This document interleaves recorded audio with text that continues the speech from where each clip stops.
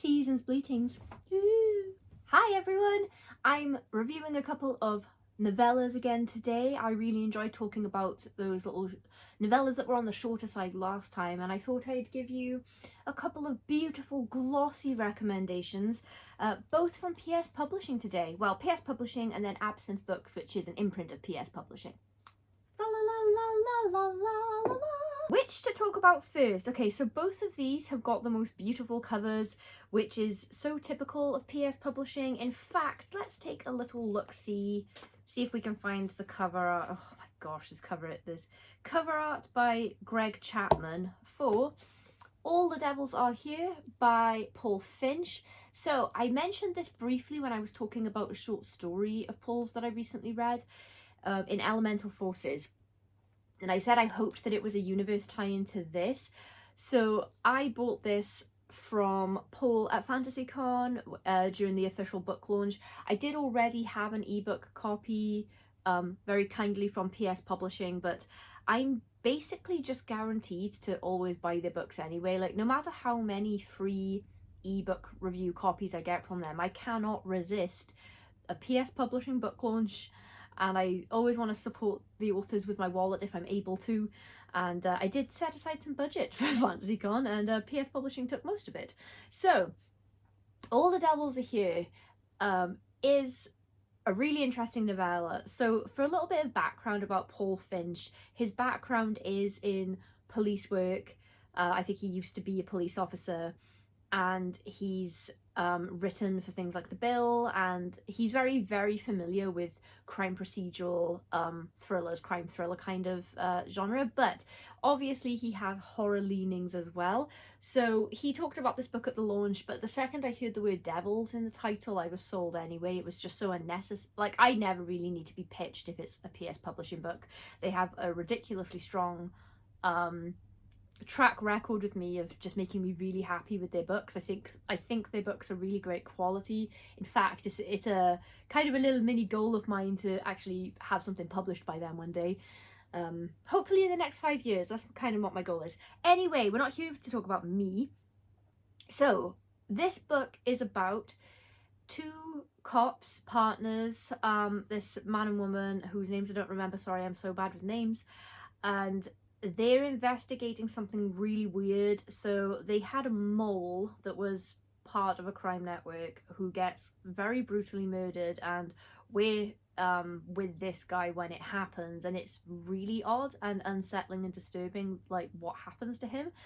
And so the cops don't really know what happened. They're trying to piece it together. It doesn't seem to make a whole lot of sense, and they kind of go off book as they start figuring things out. They break into a storage unit. They get into a storage unit and find some really strange things in there, and then Man Cop is attacked by something very strange, and they can't deny that there's something extremely out of the ordinary going on. And they follow a trail of clues to a different town, and that's where the story really, really gets going. So typically speaking, I kind of avoid crime stuff. I don't know why. It's really not my cup of tea. I don't enjoy crime shows. There are exceptions to this, obviously, but the crime shows I like always have a horror edge to them. So I really liked the first season of True Detective because there were ritualistic sacrifices going on in that. I like the Mr. Mercedes trilogy from Stephen King, but I'm a lifelong Stephen King fan, so I think those books are really good, but they do have typical Stephen King flair. So I wasn't sure when I started reading this if this was going to be for me, despite how beautiful the title and everything Paul said about it. I'm so sorry to anyone that works in these fields or writes in these fields. I just kind of find police stuff sort of a yawn. However, did not find that here. It's just because my taste is so horror. I basically only read and watch horror, so I'm very narrow that way. Anyway, I found that the way that Paul uses the police aspect of this is basically just sort of the vehicle to get the plot going. It enables the characters to have the skills they already need to put clues together, follow a trail, etc., without having to find some other reason for them to end up in this town and everything. And it worked really well. It really served the story. There wasn't much in the way of sort of police procedural at all. It was very focused on the mystery of what was going on, the very dark mystery of what was going on, and very focused on the characters and their relationships as well. One of the most refreshing things about this book for me is that I very rarely, even these days, read a story with a male and female protagonist and it's just platonic, it's just work, and I think that the guy's married and you never get a sense that there's anything else between them.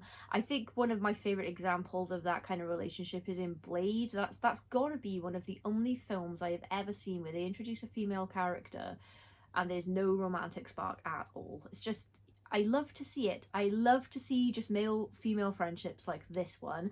And you can tell that they've been working together a long time and they're important to each other. You know, they're doing things they shouldn't be doing for each other. Shouldn't legally be doing as far as their jobs go.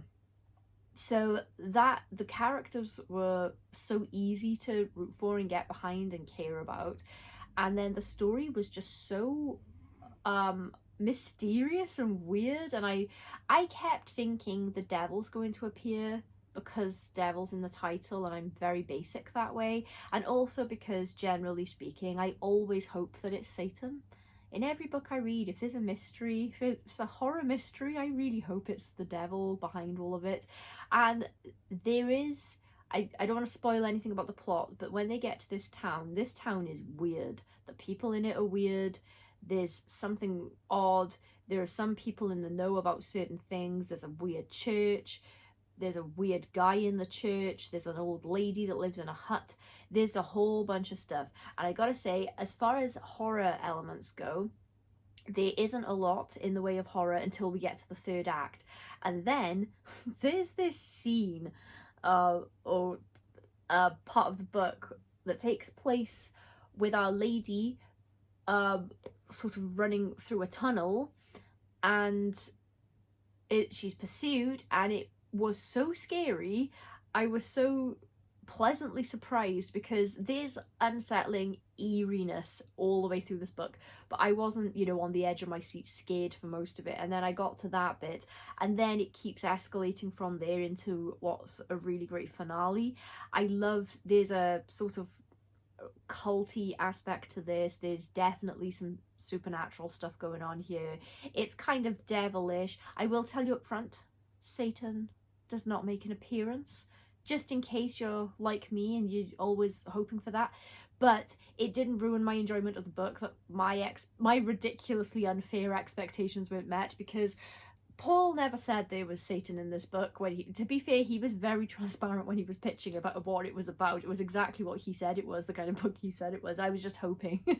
So, yes, despite my personal preference, that didn't ruin my enjoyment of the book at all. Obviously, it's a novella, so it's a shorter read. Once again, great to put on your list if you're trying to find shorter books to round your reading lists off with this year and everything. And yeah, just absolutely beautiful presentation as always from PS Publishing. Their novellas especially, they outdo themselves every single time with these gorgeous illustrations and dust jackets, and yeah, just they're possibly my favorite press. I love them so much. Next we have Into the Wild Green Yonder by Peter Crowther and Tim Lebbon, and the cover art, the beautiful, beautiful cover art, I really hope you can see that and there isn't glare, is by Vincent Chong, I want to say, just want to check, yes, Vincent Chong. So this came out this year as well. Oh, as did All the Devils Are Here, both new releases this year. This, a very slight, I don't know if you've seen or read In the Tall Grass by Stephen King and Joe Hill. There's an element to that, let me explain, because I know that people are very chalk and cheese on that, so don't write it off or assume you'll love it based on that comparison. Let me elaborate. So, oh my gosh. So, a couple who are expecting their first baby are house hunting for something affordable, decent in their price range. They go to look at this old house owned by an old lady who shows them around, who seems oblivious, or she doesn't care maybe about how disgusting her house is. She just keeps going on that the price is very fair for what they're getting, but they are sort of recoiling room to room. It's not just outdated and sort of, you know, hasn't been kept very well, hasn't been very well maintained, but it's disgusting. The bath is full of grimy, dirty water that looks like it's been sitting there for months, things like that. The garden is enormous. That's one of the biggest appeals. They can't actually get out to the garden because the old lady says she lost the key years ago. She can't open the back door to let them out there. So they're both just against this, especially the wife. She doesn't even finish the tour. She leaves clutching a little baby bump, doesn't want anything to do with this property. And then somehow I just knew that this place was wrong because they immediately put an offer in and buy it. And I just, it's the detail in the description of how grimy and gross this place is. And I know a lot of people buy fixer-uppers, and if the price is right, you know, and you have to spend a bit to get a place up to code and looking nice, that's one thing. But this is a young married couple who are pregnant. It's not ideal to be moving into a place that is a biohazard. So I was just wondering if the house had some kind of weird influence over them before they even get there. And there are a few things said by the old lady that is a little bit disturbing to the husband, but again, they go ahead and buy this house and get there. There's no problem getting into the garden, so that was another thing that my spidey senses were going off straight away. They straight out into the garden as soon as they get there. And I know how tight Tim and Peter's writing is, so I know that wouldn't have just been a mistake where they'd said the door was locked and then a chapter later they're out there. So I just thought there's something wrong, something so wrong. And the wife loves this place straight away, pretty much. And the husband's, they're trying to pick a place to start with, sort of cleaning the place up and everything. And the husband decides to go out into the garden. He's going to take care of the garden. He's going to start cleaning it up, mowing some grass, you know, take some tools out there, whatever. And he gets a couple of little things in a bag to spend his day out there, his cigarettes, some snacks, you know, that kind of stuff. Goes down into the garden, and when he turns around, everything is wrong. His wife seems to be moving in super slow motion, if at all. She doesn't seem to be able to see or hear him, and then when he tries to walk back, the house gets further away, and it just seems that any direction he tries to go in, it just expands out in front of him. That, you know, every step he takes puts him further from where he wants to go. So he's just trapped in a spot at the end of this garden, and no one can see him. And his wife is throwing away some of his belongings, which initially he thinks is because they're clearing things out, they've just moved whatever. But then later you come to realise it's because time, he's been in the garden a lot longer according to her time than in his time. So that, I thought, because of the cover and how pretty all of this is, I really thought this was going to be more on the fantasy side of PS Publishing's catalogue. And that scenario of being able to see your own freaking house and spouse, and they can't hear or see you, and you can't get to them, that is so nightmarish to me. So that's what I meant about the in the tall grass comparison, because, you know, once you go into the tall grass, you can't find your way out. It's the grass moves, you're screwed. So that element of it reminded me of this. But I'm just there. This is one of those stories that initially I was puzzling over it, trying to figure out how I would get out of this scenario, and I was coming up with nothing, because anything you can think of, he's thinking of and trying to do. And eventually it appears that the garden wants him to go in a particular direction, and with each passing minute the garden seems to be getting bigger. Everything's further away. There are more trees, there's more greenery, the fence disappears, there's no outside world, it's just the garden. And he sets off on a little journey, a little quest, if you will. And I can't tell you anything else about it because obviously with a plot like that, anything he discovers is going to be a surprise, and I really don't want to give any spoilers. But this nightmare-inducing scenario, you think it can't get worse, and when I got to the ending, I initially thought, oh, that's nice, and then 2 seconds later I thought, wait a minute, no it isn't. No it isn't. This is terrible. This is terrible. And I just couldn't help but feel, so even though the wife is only in it for the beginning of the book, apart from in his thoughts, you know, I just couldn't stop thinking about what an absolute nightmare this is for everyone that's in this book. Obviously the husband has somehow got lost in a garden that should just be a garden, but clearly it isn't. And he's got a pregnant wife that he loves, that he wants to be with, and I just can't, that kind of stuff really gets me. Also, the wife, you don't know what she's thinking. She's probably thinking that he wandered out of the garden gate or something and just never came back. They've just changed his mind about the whole family thing, just left her with a new mortgage and a new baby and all this. I just couldn't, the multiple layers of horror and dread and horrible things going on in here, but it was so interesting as well. And I just there's something that happens sort of in the middle of the book. I wasn't sure if I liked it, but then I changed my mind and I did like it because it hints at something a lot bigger, and that got me quite curious. So, the writing. I'm always really impressed when a book is co-written and it feels seamless. I have read a lot more of Tim's work than Peter's work.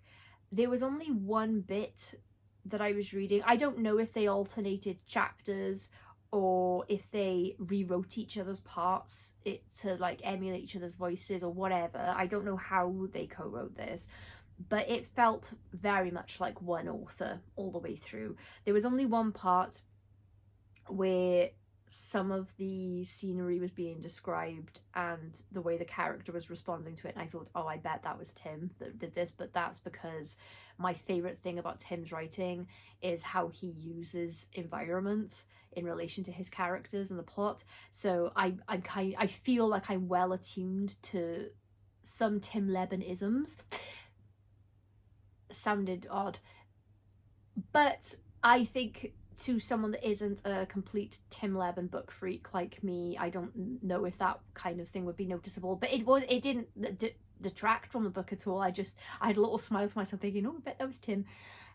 It's so unique. I loved it. I really loved it. I really loved it, and I was really excited to talk about it. I honestly have never read anything else like this. I know I've mentioned In the Tall Grass, but that was just more for that kind of weird initial trapped kind of feeling. I'm pretty sure that Tim and Peter have been writing this for years as well. I think it's been an on-off project, unless I've mixed that up with another co-written project, but I'm sure Tim said it was this one. So I just think it was really well pulled off, really well executed, complete nightmarish scenario with these beautiful descriptions of, it's not like purple prose set descriptions or anything like that, but it's just the juxtaposition of the situation next to what he's actually in, all this lushness, you know. It's, yeah, just wonderful. So once again, PS Publishing have absolutely smashed it for me. I always buy novellas from them, novels as well, obviously, also short story collection, well, basically everything. You're clearing me out, guys. But yeah, wholehearted recommendations. So I guess this one is more, if you like dark fantasy, this is horror to me, but if you like dark fantasy, I think you would also get quite a kick out of this one. And then this one is way more grounded in the real world, but there's definitely some supernatural shenanigans going on. So I think both of these appeal to quite different audiences, but I loved both of them almost equally. I guess if I have to, no, I can't pick. I can't pick right now. So yeah, I love these equally as a general horror fan. So I guess I would recommend these both to general horror fans. Subscribe, or else I will take a lit candle to Kaylee's entire PS publishing collection.